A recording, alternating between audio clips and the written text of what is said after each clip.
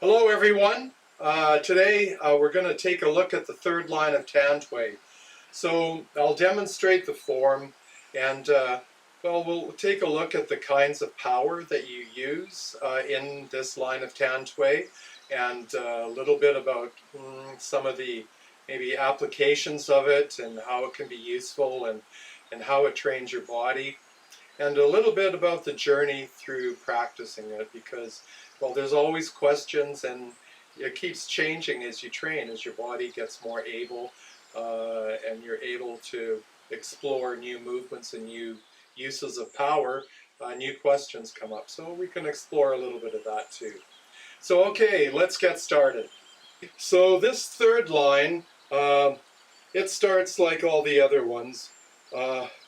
Oh, my hand is slow closing. The other day I sliced it open with my sword, and it's not completely healed yet, so forgive me if you see my hand moving very slowly. I'm not weak, it's just a little bit injured. Okay, so the third line, we start with the yoke punch, as most of the lines do. This time you turn your hand, you get ready to turn back, and you move your hips very quickly and just come back with a punch here. And then we're going to use the hammer fist and slice down to this height, and then come back up and you open. You do two hammer fists, then the usual elbow rolling, step up, kick, and step down, do a punch, and now you're doing the other side. So this line started with the yoke punch, and then this punch here really trains your hip movement. You learn to move this very quickly and generate a lot of power from your hip. So you're here. After the punch, the only way you can really get good power in the strike is from turning your hips. And the strike travels up, around, and it rakes down.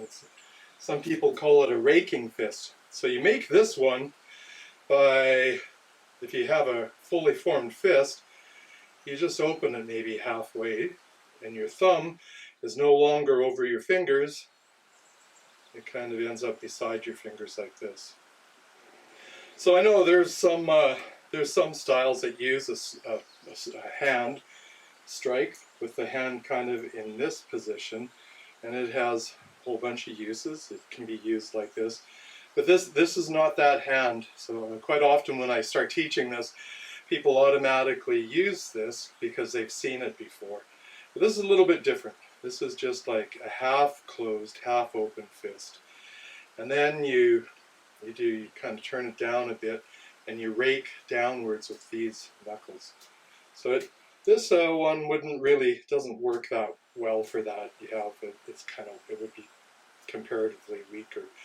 But this one, you still have the structure of your fingers pushing the force deeply into your hand, and so it can generate more force. And really, this strike is a raking motion. First there's a strike here, so it's kind of an explosive strike, and then it breaks down like this. And that raking, coupled with the strike, can cause a lot of damage. It can be very painful at the very least. So again, the way you get power into this is to turn your hips very quickly. Like that. Here.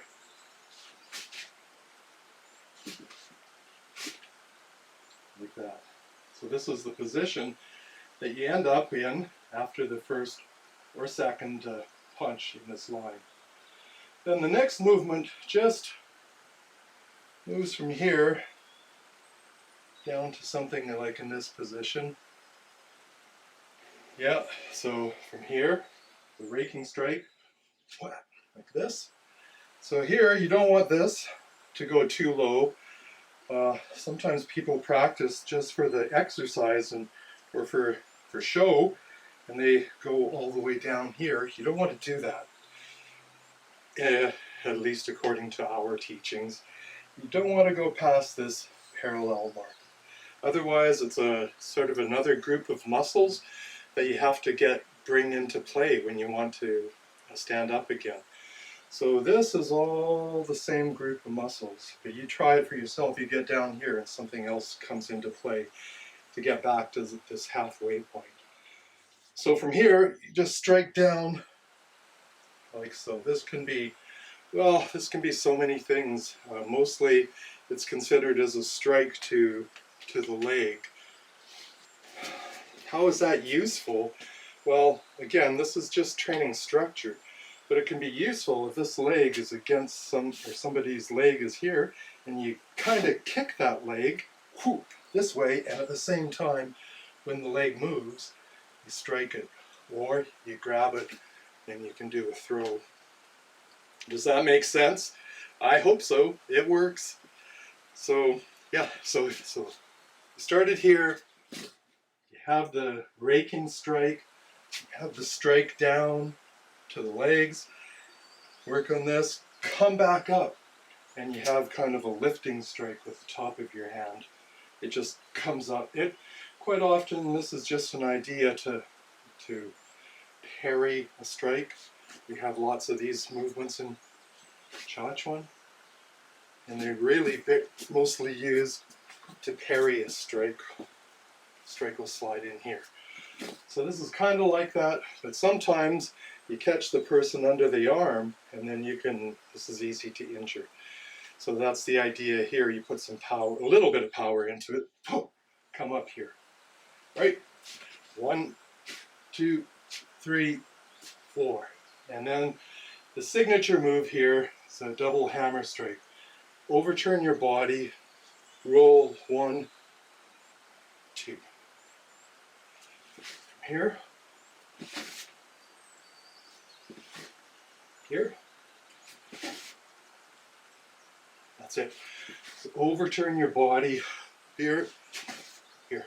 And then the normal thing, roll your elbow, turn your foot out a bit, step up, kick, step down to your next one, rinse and repeat. Okay, so would you use it like that? Maybe, but you can take all of that stuff out and work it in just a lot of different ways. So, for example, this punch, it's pretty quick. A quick turn of the wrist, not nearly as wide of a stance, and you can move around with that. The hammer fists, kind of one of my favorite parts. Here, you can use them in more of a standing position. In fact, I often use them like this and just move around. It's very hard to defend against the hammer fist, because at this point one you establish a connection. So you can do your search hand, your kind of have a conversation with a connection with your opponent. But it always sets up this one, and it will freeze your opponent. And then this one is like the heavy artillery. And if this one is stopped, you can change the direction ever so slightly. And basically, it'll wrap around your opponent's neck or body, and you kind of pull them, connect, gets blocked, pull them to the ground. I use it just like this a lot. It's mobile, and with each one, you can kind of move around. This is kind of a Chaquan thing too. So, just some ideas. Sometimes people use these hammer fists and connect like this with the front of the fist. Sometimes I use them and always connect with the side. It's a little hard to show with the bag. And I don't have any other equipment out here right now, but you usually need to connect at an angle with the body when you use the hammer. So anyway, it's just some ideas. That is the mechanics of line 3 in our style of Tantui.